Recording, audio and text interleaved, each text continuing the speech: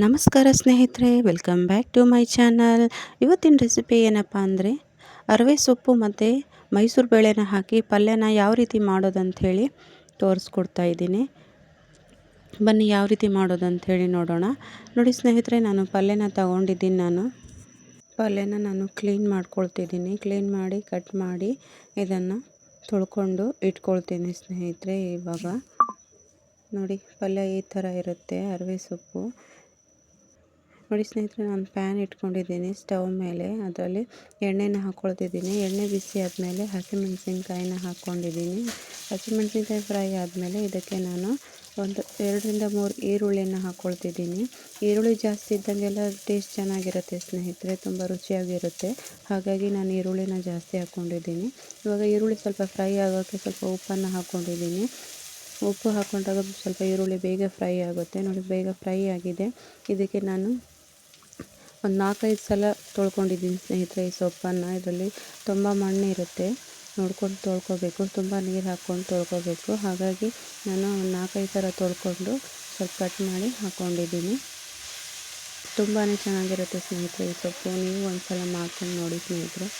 ನೋಡಿ, ನಾನು ಸೊಪ್ಪನ್ನು ಹಾಕ್ಕೊಂಡು ಫ್ರೈ ಮಾಡ್ಕೊಳ್ತಿದ್ದೀನಿ. ನೋಡಿ ಸ್ನೇಹಿತರೆ, ಎಷ್ಟು ಕೊಂಡು ಹಾಕ್ಕೊಂಡಿದ್ದೆ ಇಷ್ಟೇ ಆಗಿಬಿಡುತ್ತೆ. ನೋಡಿ, ಇವಾಗ ನಾನು ಮೈಸೂರು ಬೇಳೆನ ಒಂದು ಅರ್ಧ ಗಂಟೆ ಮುಂಚೆನೇ ನೆನೆಸಿಟ್ಕೊಂಡಿದ್ದೆ. ಇವಾಗ ಮೈಸೂರು ಬೇಳೆನ ಇದಕ್ಕೆ ಹಾಕ್ಕೊಳ್ತಿದ್ದೀನಿ. ಬೇಗನೆ ಬೇಯುತ್ತೆ ಸ್ನೇಹಿತರೆ ಮೈಸೂರು ಬೇಳೆ ನೆನೆಸ್ಕೊಂಡ್ರೆ. ನೆನೆಸಲಿಲ್ಲ ಹಾಗೇ ಹಾಕ್ಕೊಂಡ್ರು ನಡೆಯುತ್ತೆ, ಆವಾಗಲೂ ಬೇಯುತ್ತೆ. ಅಂದರೆ ಇವಾಗ ನೆನೆಸ್ಕೊಂಡು ಹಾಕ್ಕೊಂಡಾಗ ಬೇಗ ಬೇಯುತ್ತೆ ಅಂಥೇಳಿ. ನೋಡಿ, ಎರಡನ್ನೂ ಚೆನ್ನಾಗಿ ಕಲಸಿ ಬೇಯಿಸೋಕ್ಕೆ ಇಟ್ಕೊಂಡಿದ್ದೀನಿ ನಾನು. ಸ್ವಲ್ಪ ಮುಚ್ಚಿ ಇಟ್ಟರೆ ಸ್ವಲ್ಪ ಬೇಗ ಬೇಯುತ್ತೆ ಅಂಥೇಳಿ. ನೋಡಿ ಸ್ನೇಹಿತರೆ, ಎಷ್ಟು ಚೆನ್ನಾಗಿ ಬೆಂದಿದೆ ಅಂಥೇಳಿ. ಇನ್ನು ಸ್ವಲ್ಪ ಬೇಯಬೇಕು ಬೇಳೆ.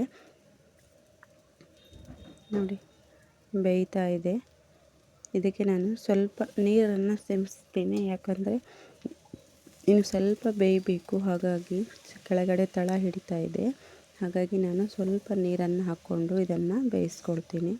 ಸೊಪ್ಪನ್ನು ತಿನ್ನಬೇಕು ಸ್ನೇಹಿತರೆ, ತುಂಬ ಒಳ್ಳೆಯದು ನಮ್ಮ ದೇಹಕ್ಕೆ.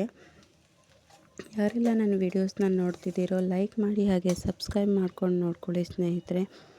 ಈ ಥರ ಪಲ್ಯನೂ ನೀವು ನಿಮ್ಮ ಮನೇಲಿ ಮಾಡಿಕೊಂಡು ತಿಂದು ನೋಡಿ ಸ್ನೇಹಿತರೆ, ತುಂಬಾ ರುಚಿಯಾಗಿ ಬರುತ್ತೆ.